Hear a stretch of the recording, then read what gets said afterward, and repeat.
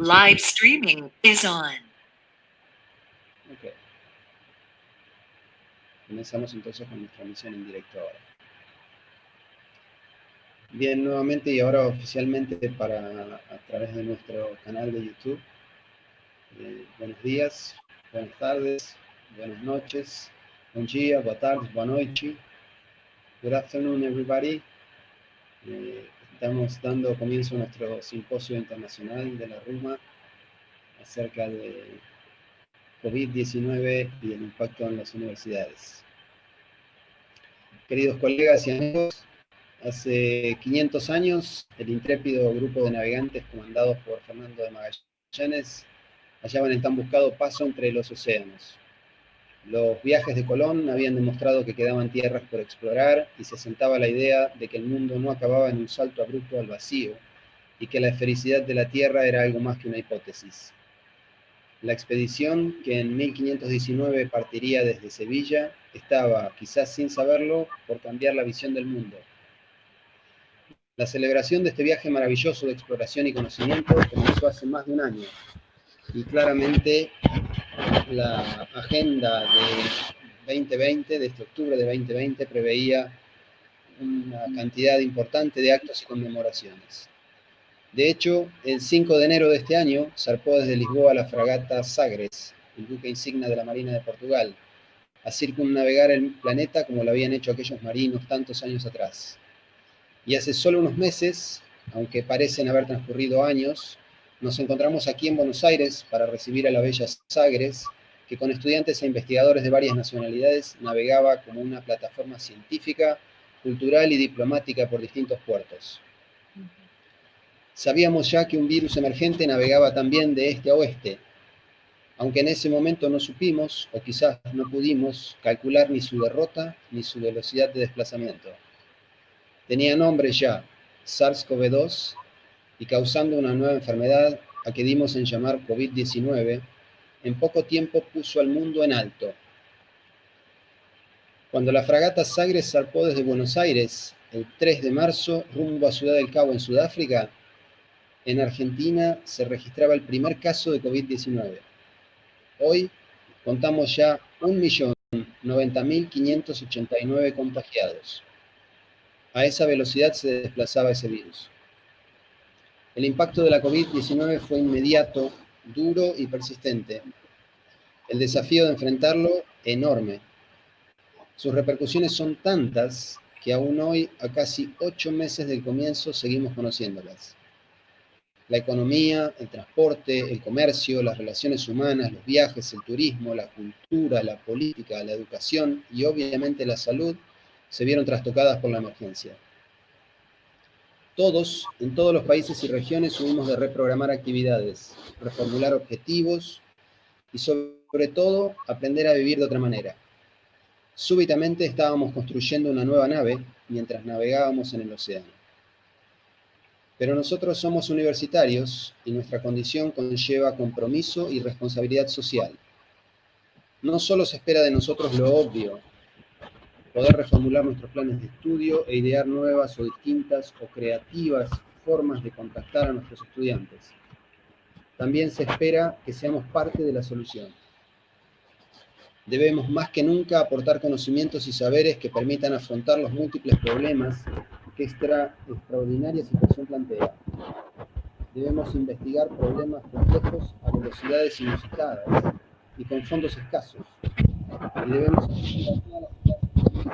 para que puedan tomar decisiones inteligentes basadas en la mejor evidencia disponible.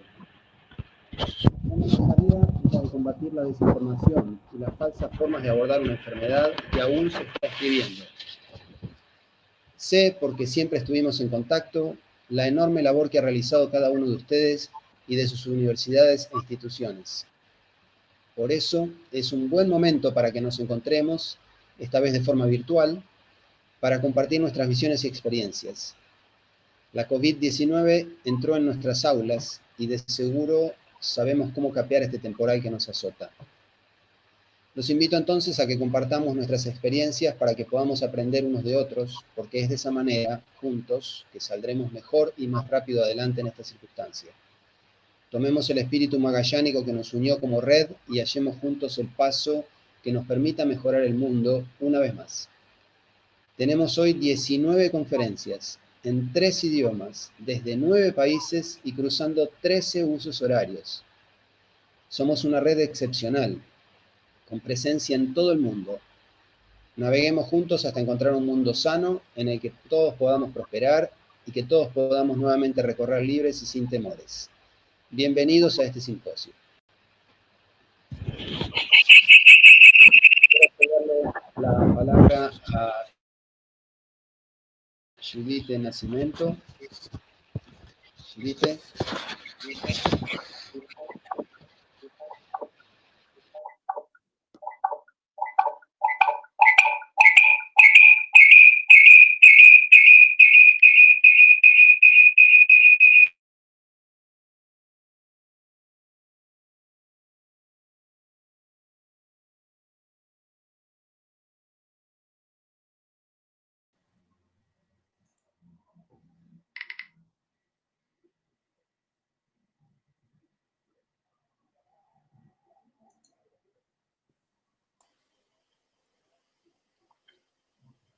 Carlos, tiene que activar tu micrófono.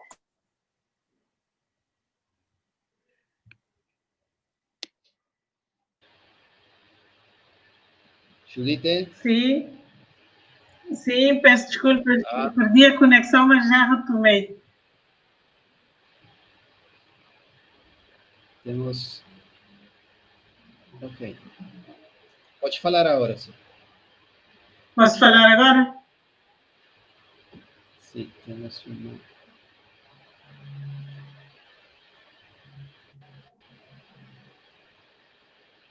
Você pode ir agora? Bom dia ou boa tarde a todos e a todas. É um prazer estar convosco, é um prazer reencontrar os amigos e as amigas da rede Magalhães, das Universidades Magalhânicas. A nossa universidade, a Universidade de Cabo Verde, é a maior universidade em Cabo Verde, portanto é uma universidade pública e das 8 instituições de ensino superior em Cabo Verde, a nossa universidade é a que tem mais de 42% dos estudantes e dos professores do ensino superior no nosso país. A nossa universidade integra várias redes a nível internacional, de todos os continentes. Portanto, nós tentamos acompanhar o desenvolvimento do ensino superior a nível internacional e a nossa integração nessa rede tem como objetivo tentar colocar também alguma marca do nosso país nesta rede que pretende, sobretudo, recuperar aquilo que é o património da Rota de Magalhães. Portanto, é um prazer estar convosco e será um prazer partilhar convosco algumas informações sobre as estratégias que a nossa universidade desenvolveu para enfrentar os desafios que a pandemia do coronavírus nos colocou. Muito prazer e obrigada. Eu sou Judith Nascimento, a reitora da Universidade de Cabo Verde. Muito obrigado, Judith. Maria José Barbosa, da Universidade de Timor-Leste. Tem o microfone silenciado. Muito bem. Muito boa noite. Agora sim. Cordiais saudações do Timor-Leste, o país que a expedição deu a sua rota, é o país a partir do qual a expedição regressa à Europa, é o último porto no Pacífico. É com imenso orgulho que vejo integrado a Universidade de Timor-Leste numa rede tão frutífera, tão rica, Acompanharei com muita atenção todos os palestrantes, a todos os oradores, um especial cumprimento, saudações cordiais todo mundo. Obrigado, María. Obrigado, María José. Cedo ahora la palabra al coordinador de la red, el profesor Juan Marchena Fernández, de la Universidad Pablo de Olavide, en Sevilla, España. Muito obrigado, Carlos. Muchas gracias. Bom dia, boa tarde a todos y a todos. Buenos días. Caras amigas, caros amigos, queridísimas amigas, queridos amigos, dear friends. Es una enorme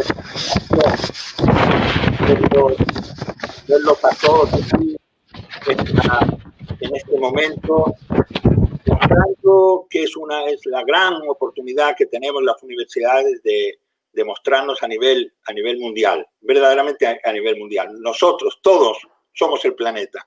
Y eso es verdaderamente fantástico. Lo que Carlos Méndez en Buenos Aires, María José Barbosa en Timor y Judith Nascimento en Cabo Verde han organizado, no solamente para todos nosotros ni para la red, sino para todos los oyentes y la gente que nos quiera ver a través del canal de YouTube.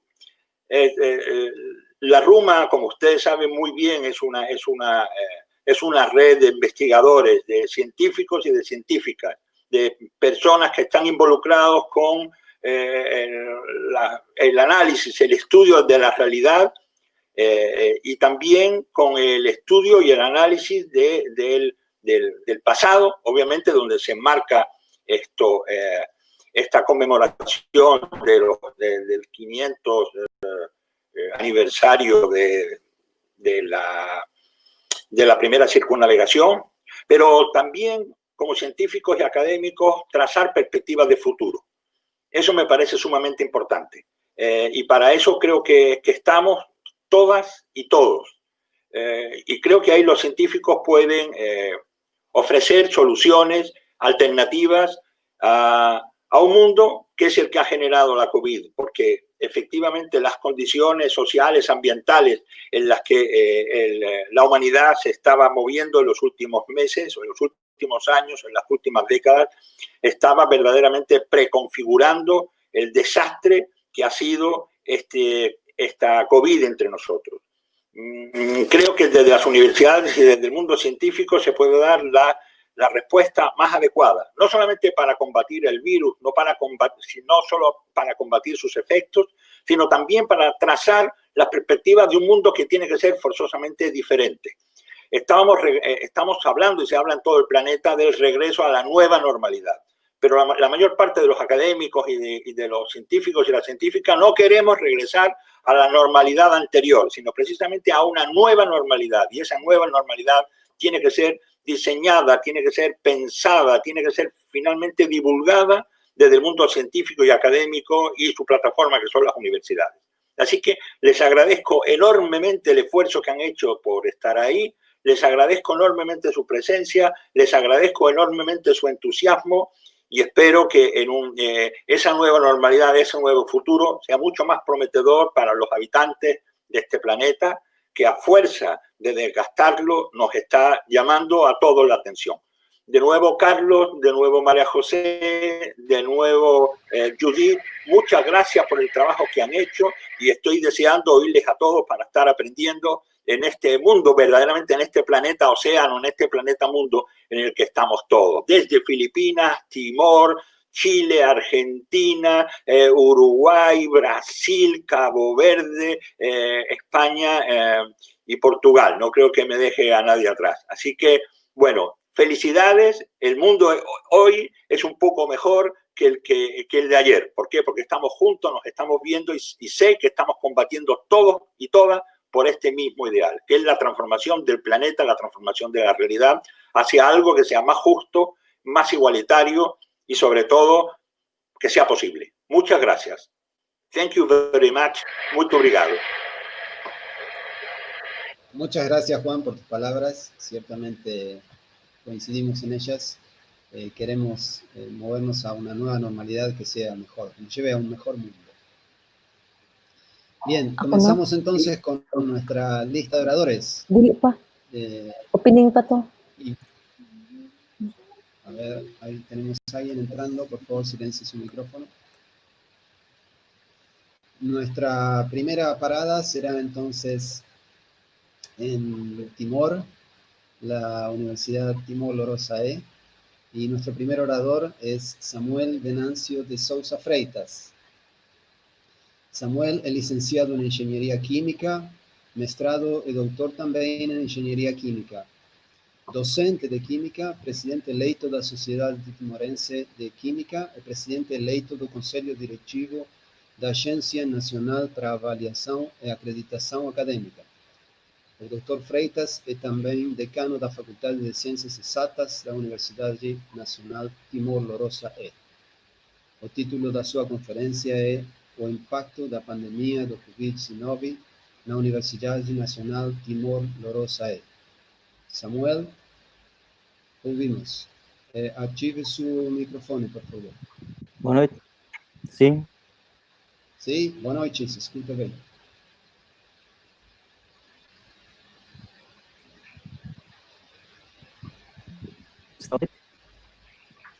Pode falar agora. Sim, sim. Alô? Sim? Alô, tudo bem? Bom dia, boa noite. Está a ouvir? Sim. Dá para ouvir, não? Dá, tudo bem. Dá. É para falar já? Sim, pode falar agora. Alô? Alô? Ok. Então, obrigado pelo tempo. Alô? Obrigado pelo tempo.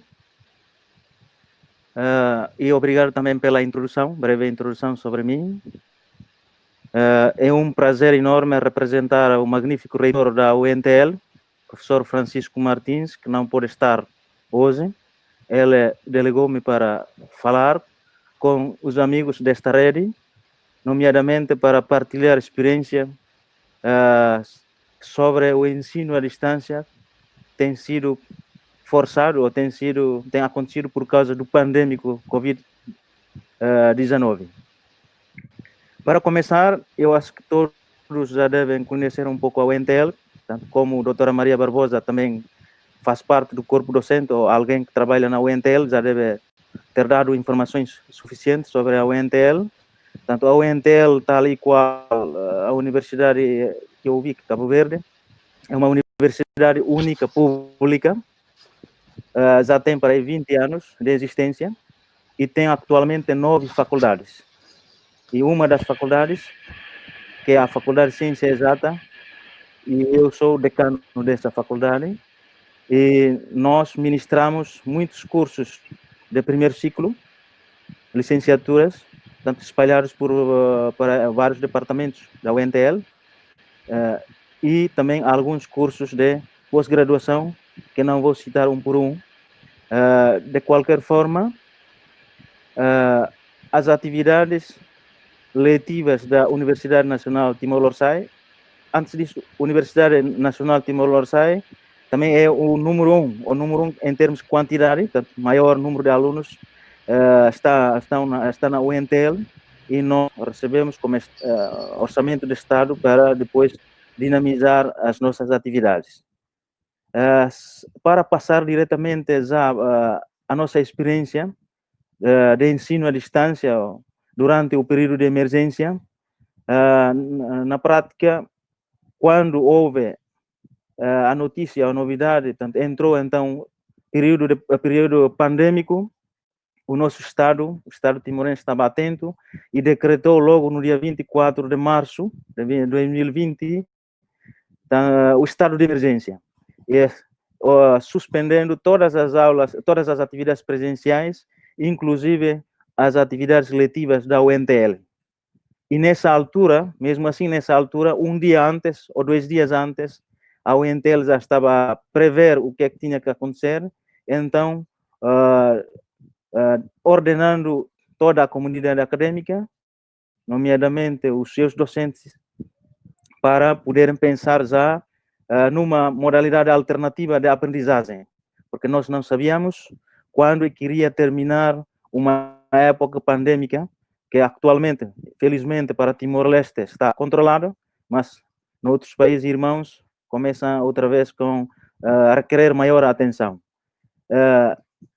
E durante esse estado de emergência, de facto, foi prolongado durante para aí 3 vezes, em que não havia aulas presenciais. Atualmente continuamos a ter estado de emergência, mas só aplicado na fronteira. Por isso, dentro do terreno, dentro de Timor-Leste, continuamos a ter aulas, estamos a ter aulas presenciais e agora é do segundo semestre do ano letivo 2020.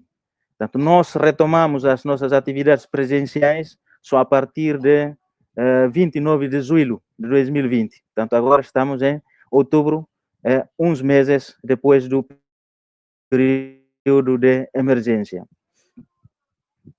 Se estávamos preparados para isso ou não? Portanto, falando de preparação, a UNTL não tinha uma prática normal, não tinha hábito de ensino à distância. Portanto, nós não estávamos com essa cultura de educação à distância e, por isso, a nossa instituição, a partida, não estava para depois realizar educação à distância. E muito mais alunos e docentes. Portanto, porque daquela vez era uma coisa urgente e nós tínhamos que pensar em fazer algo e sem ter preparação antes. E, inclusive, nas infraestruturas. Nas infraestruturas, nos recursos que nós precisávamos ter para depois poder dinamizar as nossas aulas à distância. Mesmo assim, nós tivemos aulas à distância. Tivemos, portanto, aprendemos, fizemos e aprendemos ao mesmo tempo a realizar a aula à distância de forma a não perder as atividades letivas provocadas por Covid-19. E as aulas à distância funcionaram para uma grande parte de alunos, tendo em conta que havia muitas limitações, sobretudo a nível de infraestruturas, a nível de rede, a nível de internet. Portanto, aqui em Timor nem sempre isso é muito fácil, sobretudo nas zonas rurais. Mas, felizmente, algumas disciplinas e alguns alunos que tiveram acesso fácil às redes, à internet, conseguiram ter aulas à distância, ao nosso modelo, portanto, não de forma muito perfeita, mas deu para nós termos aulas. E isso graças, sobretudo, à dinâmica e fácil adaptação de pessoal docentes. Portanto, há muitos docentes que já estiveram fora do país, Portugal, sobretudo CPLP, e alguns, porque nós ministramos muitas aulas em português, então nossos docentes são, maior parte, formados, pós-graduados nas universidades portuguesas, e eles adaptaram-se facilmente à metodologia, a essa modalidade de ensino à distância. Portanto, nós tivemos que escolher meios de interação, os meios de interação para interagir com os alunos. Nós, na altura, com orientação da reitoria da UNTL, nós utilizamos o Zoom. O Zoom, aqui, portanto, aquele aplicativo Zoom, que é 40 minutos, depois de 40 minutos tínhamos que terminar para recomeçar outra vez com 40 minutos. Isso era meio principal da nossa interação à distância. E quando pudermos, complementamos sempre essa interação utilizando outros meios que toda a gente sabe, o WhatsApp, o Messenger, o Facebook, que os timorenses também são muito ativos nesses meios de comunicação. E como sistema de aprendizagem para partilha de materiais didáticos, para partilha de aulas, isso tudo nós utilizamos como sistema de gestão de aprendizagem, o EasyShare, portanto, uma plataforma online que nós iniciamos, que é EasyShare, e mais tarde Google Classroom. Uns docentes utilizaram o WhatsApp para partilhar ou para falar com os alunos, e também os e-mails. E no final do estado de emergência, a UNTL teve a oportunidade de lançar um inquérito para saber se tudo estava a correr como desejado. E, de facto, a partir desses inquéritos, cujos resultados não foram divulgados, porque o reitor é que deveria divulgar, mas nós, a partir desses resultados, nós verificamos que há muitos docentes, mesmo em circunstâncias difíceis, e também alguns alunos com dificuldades de acesso à internet. Mesmo assim, houve aulas à distância e nós conseguimos garantir o normal funcionamento da aula, mesmo que não, mesmo possamos dizer que não era normal, mas aconteceu de forma satisfatória e nós assim correspondemos ao desafio. Eu sou mais decano da Faculdade de Ciência Exata, por isso, a nível da UENTEL, como nós estávamos confinados em casa, eu só posso dar exemplo da Faculdade de Ciência Exata. De facto, era uma faculdade que conseguiu implementar toda a ordem da aula à distância, utilizando os meios recomendados da UENTEL, pela UENTEL para interagir ou para dar aulas durante o período pandêmico. E por isso mesmo, nós não perdemos aulas durante os 3 meses de confinamento. Portanto, tudo isso graças aos nossos docentes, maioria mais jovem que eu, e mais versátil e adaptando-se mais facilmente às inovações tecnológicas, conseguindo explorar assim aplicativos que nós utilizamos de forma mais rápida e eficaz. Portanto, e por isso mesmo, durante o período pandêmico, mesmo havendo limitações nas infraestruturas, nos recursos de aprendizagem, a UNTL, comparando com outras universidades privadas a níveis nacionais, conseguiu garantir as aulas, conduzindo as suas atividades à distância. E a nível processual, tanto até aqui, a nível processual, nós dizemos que nós também não deixamos as aulas penduradas por causa do Covid-19. Mesmo assim, a nível de resultados, se falamos de resultados, se nós medimos a participação dos estudantes nas aulas, nos primeiros meses, no início do pandêmico, tanto toda a gente, até muitos jovens, tanto falando de interação à distância, utilizando aplicativos online, até ficaram entusiasmados, e aí o nível de participação era algo um pouco maior, né? Mas com o tempo, o número de participantes nas aulas de distância foi diminuindo, tanto, por muitos motivos, não só por motivos de infraestruturas, mas também por motivos, porventura, saturação psicológica, isolamento em si, e distanciamento entre docentes e alunos. Em Timor-Leste, nós precisamos de contacto. Aqui, o contexto de aprendizagem é que tenha que haver mais contacto entre professores e docentes para uma aprendizagem melhor, né? Mas o pandêmico, o Covid, introduziu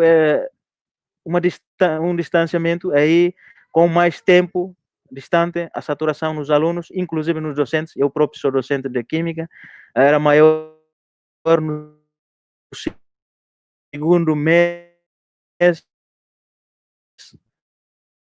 sobretudo no terceiro mês. Assim, nós, a nível de alunos, a nível de participação, nós distinguimos 3 tipos de grupos de alunos.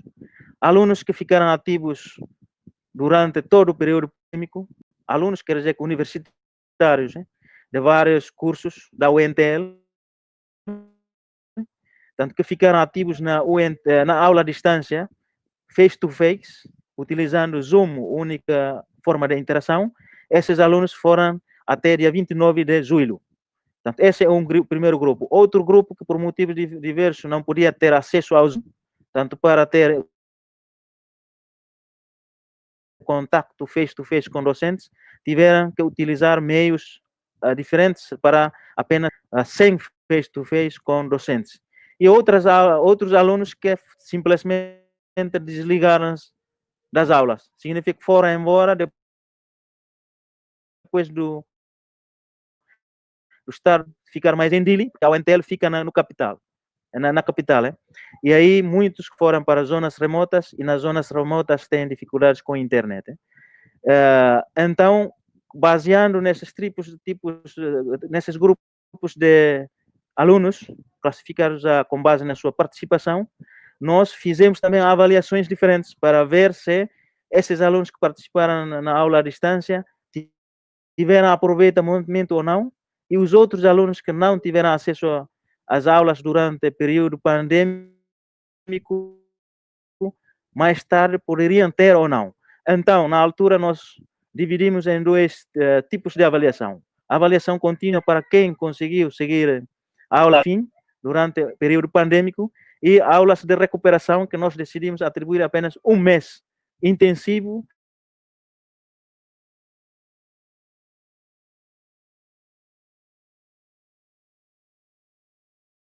aqueles alunos que não tiveram aulas do projeto, conseguiríamos introduzir ou transmitir aos alunos as aulas que normalmente nós dávamos num semestre. E feito isso, depois de um mês de recuperação e depois da avaliação, verificamos que os resultados de aprendizagem, tanto utilizando o método de avaliação que nós aqui utilizamos, segundo os regimes que nós aqui aplicamos conforme o nosso regulamento acadêmico, sobretudo para áreas que eu ministro, para áreas de ciências exatas, porque eu não estou a dominar tudo o que acontece em outras áreas, ciências de outras faculdades, tanto os resultados não foram os melhores. Não foram os melhores comparando com o ensino presencial num período diferente. Mesmo assim, aqueles alunos que não conseguiram ter aulas à distância, mas tiveram um mês de recuperação das aulas, também na avaliação não conseguiram um bom resultado de aprendizagem de matemática,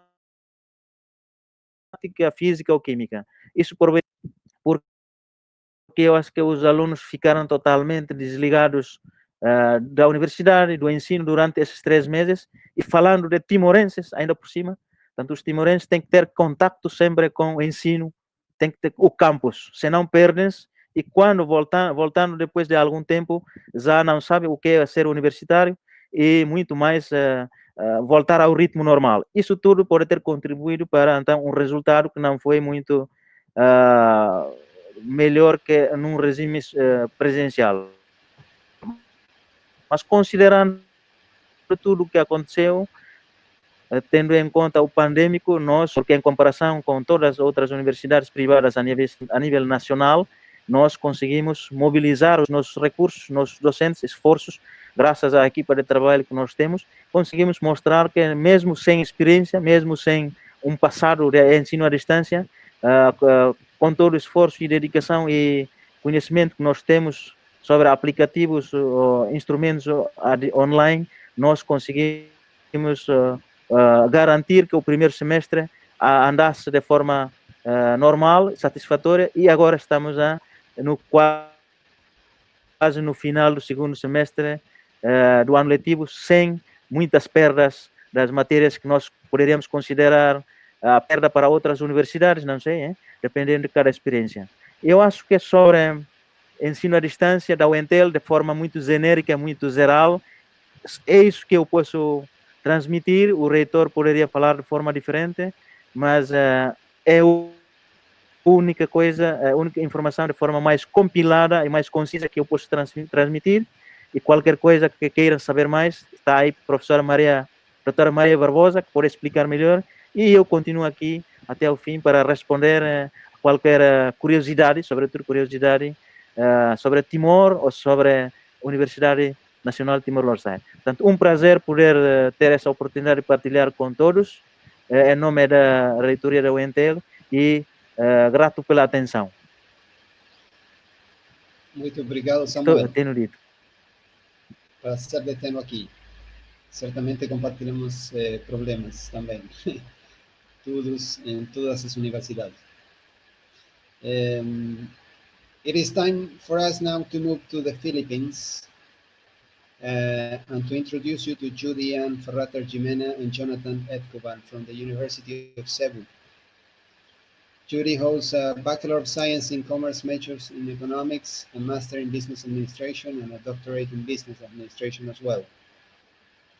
She's currently interim member of Research Ethics Committee of the University of Cebu, where she is a professor at the Graduate School and Research Director at Cebu Banilat campus. Judy and Jonathan will talk about the effect of COVID-19 pandemic in the economy and educational landscape of Cebu. Judy, are you ready? All right, there we go. I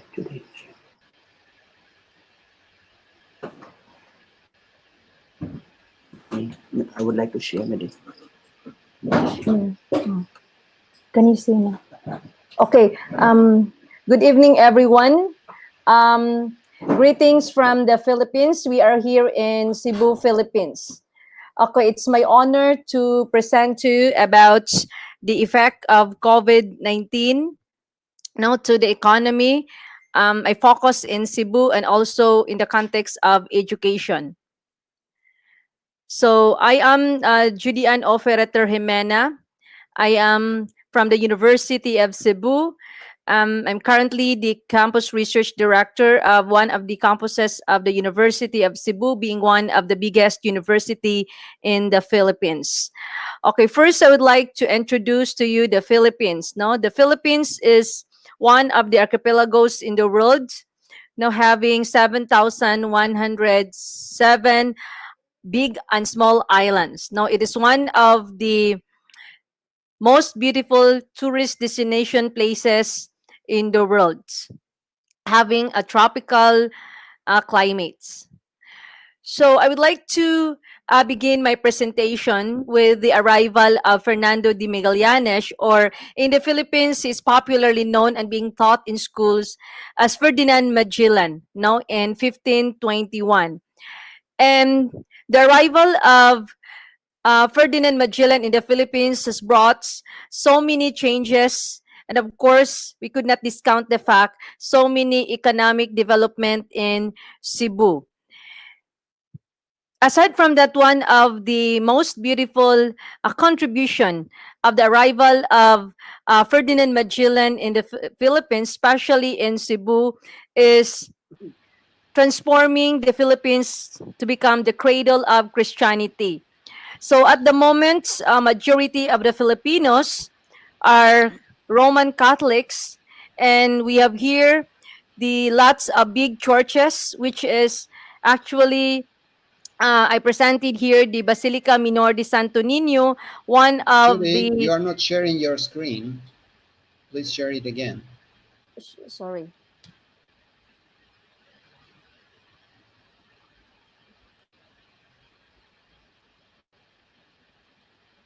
You have the screen icon at the bottom left. Sorry.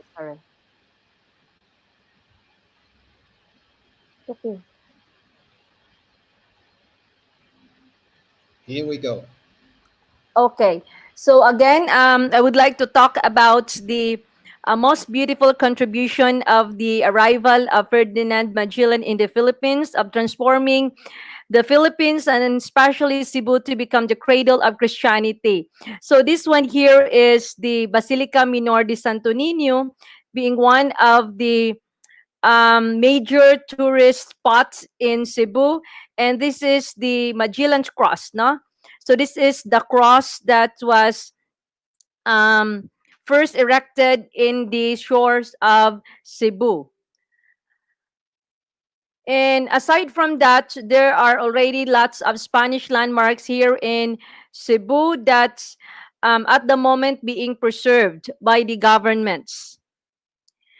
And one of the biggest festival in the Philippines is Sinulog, which is connected to Christianity. This Mardi Gras is celebrated every third week of January every year here in Cebu, where majority of the tourists would come here to celebrate with the Cebuanos. Okay, so because of that contributions of the arrival of Ferdinand Magellan of Cebu, Cebu is now considered the Queen City of the South. So now I would like to talk about the economy of Cebu. Cebu, or known as Cebu or Sugbu in local, is the province of the Philippines located in Central Visayas. So if you're going to look at the map, Cebu is at the center of the Philippines. However, being not really the biggest island, but in terms of economy, it is one of the most booming economy here in the Philippines, with 167 surrounding islands and islets. So Cebu City is now the capital of Cebu province and the oldest and the first capital of the Philippines, which is politically independent from the provincial governments. The Cebu metropolitan area of Metro Cebu is the second largest metropolitan area in the Philippines, next to Metro Manila, which is the current capital of the Philippines, with Cebu City as the main a center of commerce, trade, education, industry in the Visayas. And it is also now the most developed provinces in the Philippines and has been transformed into the global hub for business processing, services, tourism, shipping, furniture making, and heavy industries. So some others would call as Cebu, which is being used to describe the province economic developments. Aside from industries, no, Cebu is known for beautiful island with white sand beaches, luxury hotels and resorts, diving location, and heritage sites. And because of this natural beauty of Cebu, um, it attained high domestic and foreign tourist arrivals and is considered as the gateway to central and southern Philippines due to its central geographic location, accessibility, and natural resources. That's the reason also that Cebu is considered to be the hub and the favorite various national and international conferences. Okay. Aside from that, Cebu is also considered by many to be the hub of domestic and international shipping operators and shipbuilding companies. It has extensive port facilities due to proximity to intra-Asian shipping and air routes. And there are also lots of multinational companies located inside the economic zones. One of the biggest is the Mactan Economic Processing Zone and Cebu IT Park, where lots of BPOs or business process outsourcing companies are operating. Cebu is also known to be the furniture capital in the Philippines, and its export includes fashion accessories, guitars, coconut oil, dried mangoes, carrageenan, gift toys, watches, cameras, electronic components, and housewares. Cebu's real estate industry is also rapidly growing with the rise of residential projects or housing projects, condominium units, malls, supermarkets, and other infrastructures. And that's the reason where there are lots of foreigners who are motivated and attracted to settle here in Cebu. In 2019, there is a budding optimism and continued growth of the economy of Cebu despite the slow meltdown in 2018. With a strong consumerism, in fact, one of the biggest malls in the Philippines and even in Asia is located in Cebu. Then there is also continuous foreign influx, foreign direct investments, of course, the booming business process outsourcing growth, which is a manifestation of the growth also of information and communication technology, software development, and e-service. So because of this booming economic activity in Cebu in 2019, the Cebu City government alone was able to collect around 7 billion pesos for local taxes. However, when COVID-19 became a problem in the middle of March 2020 of this year, it has lots of effect. And one of these is the slowdown of local economy, wherein business establishments closed due to massive losses, the household consumption decelerate due to health concerns, and the requirement of the government for social distancing measures. And there was a 5 to 10% decline in household consumption of non-essential commodities like alcoholic beverages, tobacco, clothing, footwear, furnishings, and so many goods because of the restrictions to go out. In fact, from March 28th until June, we were put under strict community quarantine, wherein movements here in Cebu was very limited, and there were lots of military personnel now that were scattered to secure that the Cebuanos or the people would not get out of their houses with the worsening cases of COVID-19. And one also of the industries that were affected were the academic or the educational institutions because of the loss of jobs due to the close of lots of industries here in Cebu. There were lots of students who were not able to study. So that's the reason why schools experienced decline in enrollments. There was also a massive unemployment wherein the Department of Labor of Unemployment or DOLE sees 5 million job losses, and a sportswear manufacturer laid off already of 4,420 workers due to the pandemic. Aside from that, there was also a slump towards travel and tourism. Just to give a picture that in 2018, the international tourism contributed 1.5% of the Philippine gross domestic product, with Koreans arrivals of 2 million contributing to 126.6 billion in income.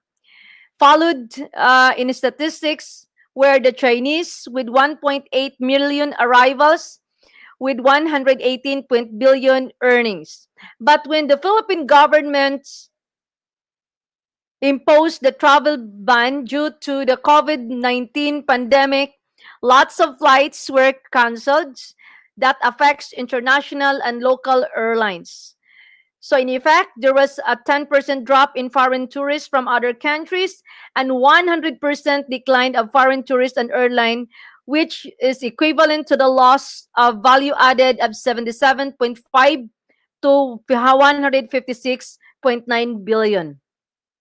So in effect, also, the operations of the hospitality industry comprise of hotels, restaurants, resorts, and other tourist destination sites also experienced low revenue.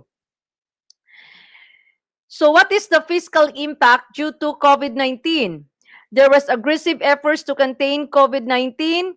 However, it added to pressure on the country's fiscal position, which estimated decline in the gross domestic product equivalent to 2.1 to 6.6%. And it also added to the national budget deficit to 4.4 to 5.4% of the gross domestic product in 2020. So we could picture that the effect of COVID-19 was really great here in the Philippines because we are still at the middle of the year, but the budget deficit was already massive. However, there were some industries that were benefited out of the imposition of the community quarantine or lockdown. One is the logistic business entities, with also the growth of online sales. No, because people were not allowed to get out, so the Filipinos opted to buy online. So it requires the services of the logistic companies here in Cebu and even in other parts of the Philippines. Also, power companies boost their operations due to the pandemic because power is an essential companies. Aside from power, also the telecommunication companies are also benefited because most of the Filipinos or the Cebuanos are having online classes. So there was an increase in the usage of internet now with the provision of face-to-face classes. So providers of essential goods experience also increase in sales. So to give you a summary of COVID-19's economic impact, no? So you could see on the table that the transportation and tourism have foregone income of 77.5 billion to 100.6 billion. Exports also are affected with 4.9 to 9.8 billion with a slowdown of consumerism in other countries, because COVID-19 affected not only the Philippines but also lots of countries in the world. With the slowdown also of the global economy, the foreign remittances, which is one of the most important income in the country, also slowed down. No? So the foregone value is equivalent to 3.9 to 8.5 billion pesos. The consumption also declined by 45.1 to 93.6 billion. So at these points, I would like to turn to Dr. Jonathan Ikoban, who would talk about the effect of COVID-19 in terms of education. Thank you. Judy and Jonathan, we are running short of time. It's a 15 minutes presentation, so we have to keep the timetable. So please, a couple of minutes. Okay. So this will not cost too long, maybe around 3 minutes the most. Will it be okay? Thank you. So the lockdown in the Philippines started last March. I'm sorry, have you seen my slides? Yes. Okay. So the lockdown started last March 16 of 2020. So what happens there? So the SARS-CoV,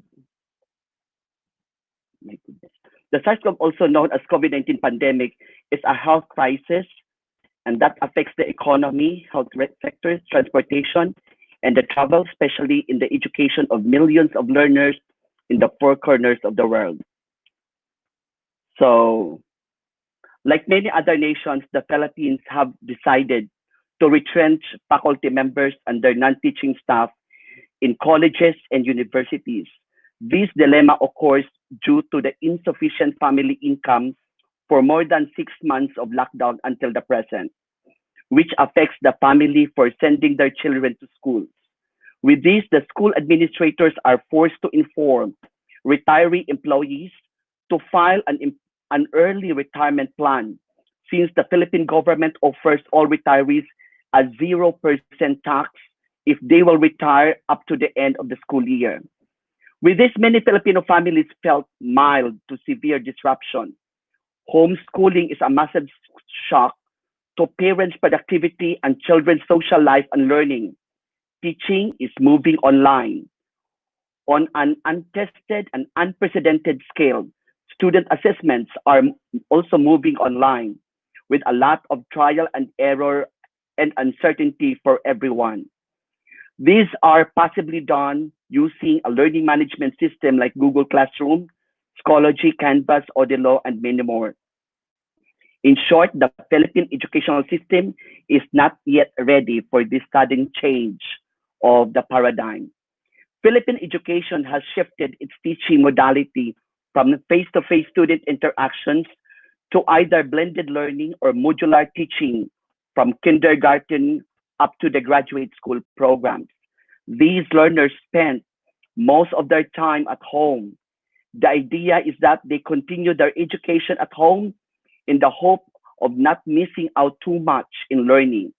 The problem is that most families do not have internet connectivity for learners to use. Currently, learners are using smartphones, tablets, laptops, and desktop computers to access their lessons while add a burden to Filipino families. The Philippine government is giving assistance or ayuda in the local dialect in the forms of grocery goods and money worth of 6,000 or equivalent to $109 to compensate every Filipino family's daily needs. This assistance is not yet enough to feed 5 to 8 members of the family. Filipinos spend their money basically on prime goods such as rice, canned sardines, and soaps, which are deemed essentials in every Filipino household up to the present. Yet going to school to have a better future for Filipinos is the best gift that parents can give to their children. Because of the COVID-19 pandemic, it eliminates the school time of children having fun with their schoolmates, playing and socializing, which increases the learner's abilities. Pandemic, it interrupts learning and teaching situations in the country. The enrollment of colleges and universities dropped as far as 50% as of the moment. Most Filipino families have hard time sending their children to schools. They are financially unhealthy. This scenario has an impact on teachers and the non-teaching employees of colleges and universities around the country. Some teachers receive a discounted salary. Their salary is less than as much as 30 to 40%, enough for them with less working benefits. There were no graduation ceremonies as of the moment on March 2020. However, graduates of 2020 have contributed significantly to increase in the unemployment rate in the country.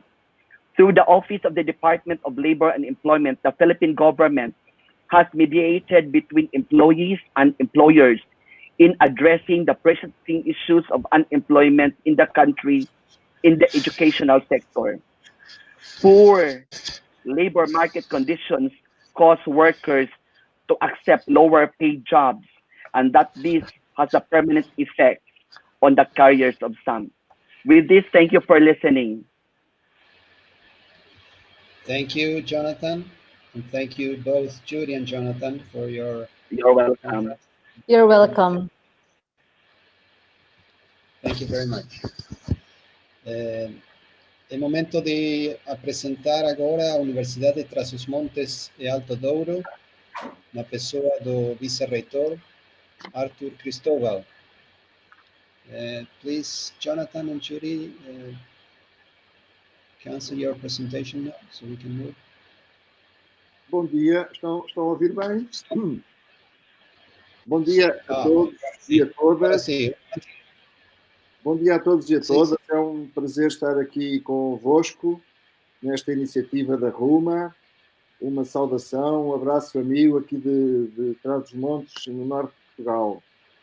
Greetings to the Philippines. I believe our colleagues from the Philippines are not following the Portuguese or Spanish, so my greetings to them as well. Eu serei relativamente breve para vos dar um pequeno relato do impacto que a Covid-19 teve aqui na nossa instituição. Nós, no início de maio, atendendo à situação que estava a gerar, criámos, em primeiro lugar, uma comissão de acompanhamento deste processo na universidade, incluindo membros de todas as escolas da instituição. Nós somos uma universidade relativamente pequena, uma universidade pública, situada aqui no norte de Portugal, na parte interior, a cerca de 100 quilómetros do Porto, que é aqui a cidade mais importante no norte de Portugal. Estamos organizados em escolas, temos 5 escolas, e essa comissão de acompanhamento incluía colegas de todas as escolas, representantes que deram o contributo para a definição de um primeiro plano de contingência, plano esse que cobria todas as áreas de funcionamento da universidade, desde as aulas, ao funcionamento dos diferentes serviços, aos serviços de ação social, toda a área da restauração, do alojamento dos estudantes. Portanto, todos esses aspectos estavam previstos nesse primeiro plano de contingência. A universidade iniciou um período de ensino utilizando todas as plataformas tecnológicas, o Zoom, o Teams, o Moodle e outras, a partir de finais de março, aproximadamente.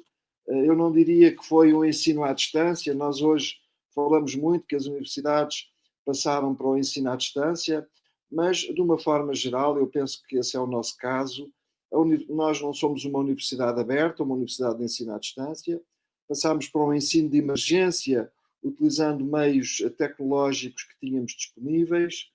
Passámos também, na grande parte dos casos, para um período de que chamamos teletrabalho, o trabalho em que todos os professores, funcionários de uma forma geral, estiveram a trabalhar a partir das suas casas, embora a universidade continuasse aberta e com alguns serviços também ainda presenciais. Uma preocupação muito grande que tivemos foi o apoio aos estudantes, reconhecendo que havia estudantes que não tinham condições para seguir os processos com os meios tecnológicos. Procurámos dessa forma que encontrar meios de os apoiar em termos de equipamento, de acesso à internet, também o apoio económico, psicológico, uma vez que esta nova situação gerou algum stress psicológico, algumas situações de depressão, de ansiedade. Nós estabelecemos aqui, em abril, um programa que chamámos o TAD mais contínuo e que procurou, de alguma forma, cobrir as diferentes áreas de apoio possível aos estudantes, nomeadamente em termos de equipamento, apoio económico, acesso à internet, apoio de poder, quais estavam a ser Live streaming is on. para percebermos quais estavam a ser as suas principais dificuldades e, dessa forma, podermos também responder às mesmas. Um aspecto importante, eu já me referi aqui fundamentalmente à nossa relação, à resposta que procurámos que fosse rápida a esta nova circunstância, a resposta em termos de ensino e na nossa relação com os estudantes e também do funcionamento global da universidade, mas também me parece muito importante dar aqui uma nota da resposta que nós demos no que toca à relação com a comunidade mais ampla. Assim, nós procuramos ter uma relação muito próxima com o Hospital de Vila Real, com a Administração Regional de Saúde e também, de uma forma relativamente rápida, a Universidade ofereceu os seus espaços para a residência de pessoal da área da saúde. Oferecemos também um espaço, se necessário, para criar um hospital, uma zona de hospital de emergência para apoio à comunidade. E também oferecemos algum equipamento e material para o hospital para tornar mais fácil a resposta a situações de emergência, e a Universidade iniciou também um processo de adaptação do seu trabalho laboratorial para a realização de testes Covid-19, trabalho laboratorial que continua a funcionar ainda hoje. Penso que neste processo foi muito importante a organização, nomeadamente a criação de uma comissão de acompanhamento que estivesse permanentemente a par da evolução da situação na instituição e também na comunidade e que mantivesse também uma relação muito próxima com as autoridades de saúde, quer nacionais, quer regionais. Foi também muito importante todo o trabalho que se fez e que se continua a fazer do ponto de vista da comunicação, que se iniciou com uma mensagem do reitor, com comunicados da reitoria, com informação na nossa página web, com informação nas páginas, nas nossas redes sociais, e também a participação das escolas e da associação académica neste processo. Nós, neste momento, estamos a procurar, desde o início do ano letivo, agora em outubro, procurar retomar as atividades com alguma normalidade, embora no modelo misto que utiliza quer o ensino à distância, com os meios tecnológicos, quer o meio presencial. Portanto, estamos, de alguma forma, a funcionar numa combinação destas duas abordagens. Mas com a maioria ou com a quase totalidade dos trabalhadores presentes no campus, nos seus locais de trabalho. Este tem sido um percurso de aprendizagem difícil, um percurso de aprendizagem com múltiplos desafios, com múltiplas dificuldades a que estamos a procurar responder. Contudo, também assinalaria que esta circunstância não diminuiu de forma alguma, pelo contrário, a procura dos estudantes portugueses pelo ensino superior, e este ano a UTAD, assim como outras instituições de ensino superior portuguesas, tiveram um recorde, um número superior ao habitual de estudantes que estão agora a iniciar o primeiro ano das suas formações. Eu queria também aqui, para terminar, deixar uma nota sobre as oportunidades que existem no domínio do intercâmbio, da internacionalização das nossas instituições, oportunidades essas que podem estar, nomeadamente, em iniciativas como esta que estamos agora a realizar, também com a realização de aulas de espelho ou de aulas cruzadas entre diferentes instituições, com a intervenção de professores nos nossos cursos e também com a nossa disponibilidade para contribuirmos para a presença de professores, de investigadores da UTAD nas formações de todas as universidades aqui presentes, utilizando os meios tecnológicos.